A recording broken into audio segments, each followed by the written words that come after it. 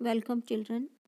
Worksheet number 67 जीव जनन कैसे करते हैं। आज इस वर्कशीट में हम आवृत बीजी पौधों में यौन प्रजनन प्रक्रिया पढ़ेंगे, अर्थात नर युग्मक और मादा युग्मक के निर्माण के बाद निषेचन और निषेचन के बाद फूल से फल कैसे बनता है ये जानेंगे। पराग कणों द्वारा निर्मित नर बीज डिप्लॉयड युग्मनज का निर्माण करने के लिए, डिप्लॉयड यानी कि बेटा जो नर युग्मक होता है उसमें क्रोमोसोम की संख्या आधी होती है, जबकि मादा युग्मक जो बनता है उसमें भी क्रोमोसोम की संख्या आधी होती है। जब नर युग्मक और मादा युग्मक मिलकर युग्मनज का निर्माण करते हैं जो जीवन की पहली कोशिका कहलाती है, या किसी भी आवृत बीजी पौधे में नए बीज या नए फल के निर्माण के लिए जो पहली कोशिका बनती है उसका नाम होता है युग्मनज। तो युग्मनज का निर्माण करने के लिए बीजांड में मौजूद मादा युग्मक के साथ मिल जाता है। तो नर युग्मक का मादा युग्मक के साथ मिलना क्या होता है? निषेचन कहलाता है। और उसके बाद युग्मनज का निर्माण होता है जिसमें क्रोमोसोम की संख्या या गुणसूत्रों की संख्या डिप्लॉयड यानी डबल हो जाती है जितनी पेरेंट कोशिका में थी, और इससे एक भ्रूण के रूप में नया पौधा विकसित होता है और भ्रूण बनता है और जिससे नया पौधा विकसित होता है।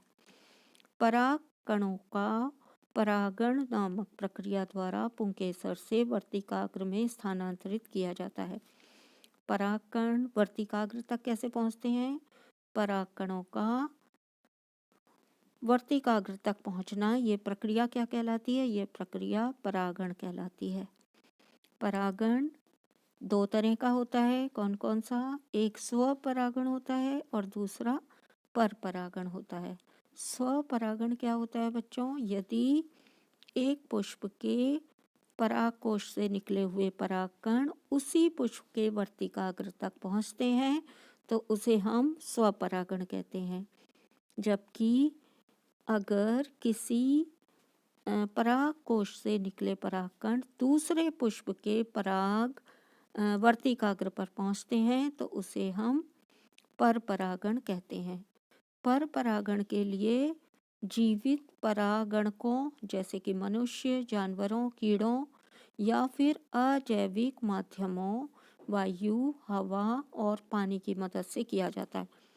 परपरागण यानी कि किसी परागकोश के परागकणों का दूसरे पुष्प के वर्तिकाग्र पर पहुंचना। तो दूसरे पुष्प के वर्तिकाग्र पर परागकणों को पहुंचने के लिए किसकी मदद चाहिए होती है बच्चों? परागणक। परागणक क्या होते हैं? परागणक वो जीव या वो माध्यम होता है जिसके द्वारा परागकण वर्तिकाग्र तक पहुंचते हैं। तो परागणक जो हैं वो मनुष्य भी हो सकते हैं, जानवर हो सकते हैं, कीड़ों के शरीर पे चिपक के पहुंच सकते हैं। इसके अलावा अजैविक माध्यम जैसे वायु, जल और पानी द्वारा, हवा, पानी द्वारा भी परागण की प्रक्रिया संपन्न हो जाती है। जब एक परागकण एक उपयुक्त वर्तिकाग्र तक पहुंचता है तो ये परागनली बनाने के लिए अंकुरित होता है। ये क्या बनाता है? परागनली बनाता है, जैसे कि आपको चित्र में दिखाई गई है ये वाली। ये जो नली जैसी संरचना है ये परागनली है, जिसके माध्यम से दो नर युग्मक बीजांड तक पहुंचते हैं। बीजांड कहाँ पर है? बीजांड यहाँ पर, ये यहाँ पर बीजांड है। और निषेचन के बाद एक भ्रूण बनता है और बीजांड एक बीज में परिवर्तित हो जाता है। निषेचन कौन सी प्रक्रिया होती है बच्चों? नर युग्मक का मादा युग्मक के साथ संलयन निषेचन कहलाता है। निषेचन के बाद क्या बनता है? बीजांड बनता है और बीजांड जो है बाद में बीज में परिवर्तित हो जाता है। तो बीजांड से बीज बनते हैं जो अंकुरण से पहले निष्क्रिय या सुप्तावस्था की अवधि से गुजर सकता है, अर्थात सुप्तावस्था में रहते हैं जब तक कि वो नए पौधे में अंकुरित नहीं होते। अंडाशय से तेजी से बढ़ता हुआ अंडाशय तेजी से बढ़ता है। जो नीचे वाला अंडाशय होता है, जो स्त्री केसर के 3 भाग होते हैं, पहला ऊपर का वर्तिकाग्र और नीचे अंडाशय। तो अंडाशय तेजी से बढ़ता है और फल का रूप, तो अंडाशय किस में बदल जाता है? फल में बदल जाता है और बीजांड से बीज बनते हैं। इसी बीच पंखुड़ियाँ, बाह्यदल, पुंकेसर, जो पुष्प की पंखुड़ियाँ होती हैं या हरे वाली पत्तियाँ, बाह्यदल जिनको कहते हैं, अंकुड़ी वो, और पुंकेसर, शैली, वर्तिकाग्र सिकुड़कर गिर जाते हैं। ये सभी अंग फल बनने के बाद धीरे धीरे सिकुड़कर सूखकर गिर जाते हैं। बीज में भविष्य का पौधा या भ्रूण होता है, जो अंकुरण नामक प्रक्रिया द्वारा नए पौधे को जन्म देता है। बीजों में बीज पत्रों के रूप में संग्रहित भोजन होता है। जो बीज होते हैं उसके जो बीज पत्र होते हैं, बीज पत्र कौन से होते हैं बच्चों?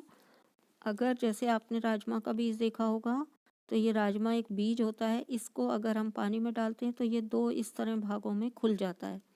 ये क्या चीज कहलाते हैं? बीज पत्र। बीज पत्र का क्या कार्य है? बीज पत्र जो हैं वो पौधे को सुप्त अवस्था में बीज को जीवित रहने में मदद करते हैं। बीजों में या तो एक बीज पत्र होता है, एक बीजपत्री पौधे होते हैं, या द्विबीजपत्री पौधे होते हैं। एक बीजपत्री पौधे कौन से हैं? एक बीजपत्री पौधे होते हैं जैसे आपका पपीता, इनमें एक बीज पत्र पाया जाता है। एक बीज पत्र कैसा होता है बच्चों? जैसे गेहूं को आप पानी में भिगो देंगे तो भिगोने के बाद ये फूलकर एक रहेगा। जैसे चना, मटर या राजमा जो हैं वो इस तरह से 2 भागों में बट जाते हैं। तो जिनमें ये क्या है? इनके बीज पत्र। तो जिनमें ये 2 भागों में बट जाते हैं, चना, मटर या राजमा, ये सभी द्विबीजपत्री पौधे कहलाते हैं। और इसी तरह गेहूं, मक्का आदि एक बीजपत्री पौधे कहलाते हैं। यहाँ पर आपको दोनों के चित्र दिए हुए हैं, द्विबीजपत्री और एक बीजपत्री, दोनों में अंकुरण की प्रक्रिया दिखाई गई है। बीज से क्या पैदा होता है? नया पौधा उत्पन्न होता है। इसके बाद आपको मानव में प्रजनन पढ़ना है। मनुष्य में यौवन की शुरुआत में कई रूपात्मक और शरीरात्मक परिवर्तन होते हैं। हमारे शरीर में अनेक परिवर्तन होते हैं। और ये परिवर्तन क्यों होते हैं बच्चों? हमारे शरीर में यौवनावस्था के आरंभ में हार्मोन स्रावित होते हैं। इन हार्मोनों में नर हार्मोन कौन सा है? नर एंड्रोजन का उत्पादन करते हैं, जबकि मादा मुख्य रूप से अंतःस्रावी ग्रंथियों से और वृषण से अंडाशय में एस्ट्रोजन और प्रोजेस्टेरोन का उत्पादन करते हैं।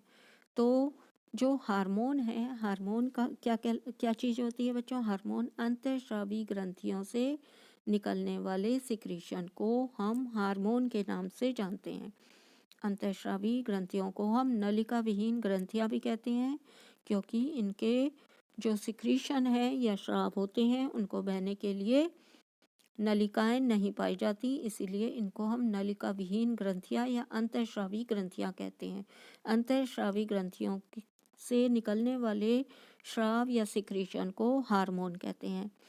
नर हार्मोन और मादा हार्मोन का श्रवण होता है या उत्पादन होता है। यहाँ पर आपको जब ये हार्मोन होते हैं तो यौवनावस्था के आरंभ में हमारे शरीर में अनेक चेंजेस आते हैं, बदलाव आते हैं, जिनको हम गौड़ लक्षण, द्वितीयक लक्षण कहते हैं। गौड़ द्वितीयक लक्षण कौन से होते हैं? ये गौड़ द्वितीयक लैंगिक लक्षण पुरुष और महिला में अलग अलग होते हैं। जैसे महिलाओं में स्तन ग्रंथियों या स्तन का विकास होना, आवाज़ ऊंची होना, शरीर की आकृति और मासिक धर्म का शुरू होना, जबकि पुरुषों में दाढ़ी मूंछ आना, आवाज़ कर्कश या भारी होना। तो ये गौड़ लैंगिक लक्षण कहलाते हैं।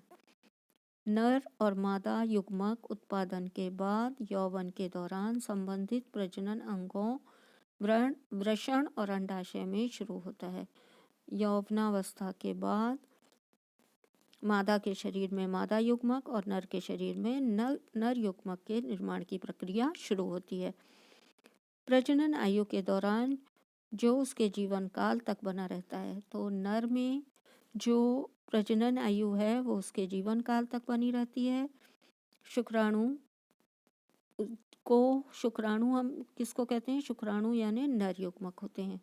महिलाओं में मासिक धर्म चक्र या मीनोपॉज की शुरुआत मादा युग्मक डिंब के उत्पादन का संकेत देती है, अर्थात मादा में जनन प्रक्रिया 45 से 50 वर्ष की आयु तक पहुंचने पर महिलाओं में डिंब या अंड का उत्पादन बंद हो जाता है। इस स्तर पर मासिक धर्म या जो रजोधर्म के नाम से जाना जाता है वह भी बंद हो जाता है। इस प्रक्रिया को हम क्या कहते हैं?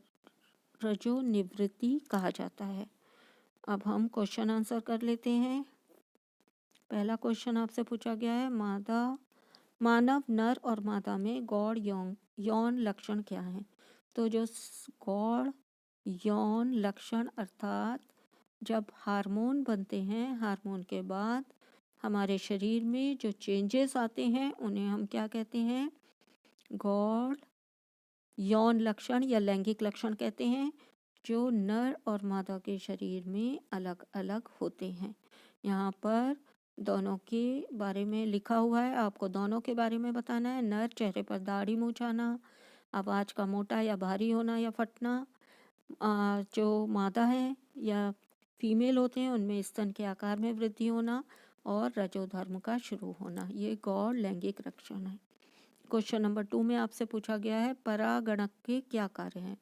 परागणक क्या होते हैं बच्चों? परागणक परागण की प्रक्रिया में हेल्प करने वाले या सहायता करने वाले। तो इनका कार्य क्या होता है? परागणक का कार्य है पराग कोश में उत्पन्न पराग कणों का उसी फूल के वर्तिकाग्र या दूसरे फूल के वर्तिकाग्र पर स्थानांतरित करना। तो परागण क्या होता है? परागण प्रक्रिया को अंजाम देने वाले कौन होते हैं? परागणक। परागण क्या होता है बच्चों? परागकोश में उत्पन्न पराग कणों का वर्तिकाग्र पर पहुंचना। और वर्तिकाग्र तक पहुंचाने का कार्य कौन करता है? वर्तिकाग्र तक पराग कणों को पहुंचाने का कार्य परागणक करते हैं। परागणक कौन कौन हो सकते हैं? परागणक मनुष्य भी हो सकते हैं, कीड़े भी हो सकते हैं, कीड़े मकोड़े कोई, या जानवर हो सकते हैं। उसके अलावा अलैंगिक माध्यम जैसे कि हवा और पानी, इसके द्वारा भी परागण की प्रक्रिया संपन्न होती है। तो ये परागणक है और इनका कार्य क्या है? पराग कणों को वर्तिकाग्र तक पहुंचाना, उसी फूल के वर्तिकाग्र तक या दूसरे फूल के वर्तिकाग्र तक पहुंचाने का कार्य। क्वेश्चन नंबर 3 में आपसे पूछा गया है, क्या स्वपरागण के लिए भी परागणक आवश्यक हैं? इसका आंसर आएगा दोनों, स्वपरागण और परपरागण दोनों के लिए ही परागणक आवश्यक हैं। इन्हीं के द्वारा परागण की प्रक्रिया संपन्न होती है, इसलिए स्वपरागण के लिए भी परागणक आवश्यक है। एक पौधे में निषेचित स्त्री केसर का नामांकित चित्र बनाइए। ये बच्चों आपको ये वाला चित्र बनाना है, ये जो आपके वर्कशीट में दिया है। इसके अलावा आप आपकी साइंस की बुक में ये चित्र बना हुआ है, वहाँ से भी ये वाला आप चित्र बना सकते हैं। Thanks for watching.